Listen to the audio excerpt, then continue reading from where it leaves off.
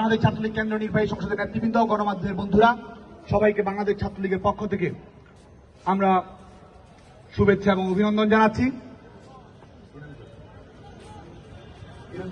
সমাবেশে গুরুত্বপূর্ণ বক্তব্য রেখেছেন ঢাকা মহানগর দক্ষিণ ছাত্রলীগের বিপ্লবী সাধারণ সম্পাদক আমাদের প্রিয় আমি সভাপতি রাজিবুল ইসলাম বাবি, রিয়াজ মাহমুদ হৃদয়। বক্তব্য রেখেছেন বাংলাদেশ ছাত্রলীগ ঢাকা বিশ্ববিদ্যালয়ের সংগ্রামী সাধারণ সম্পাদক আমাদের real life hero Tanvir Hasan সৈকত।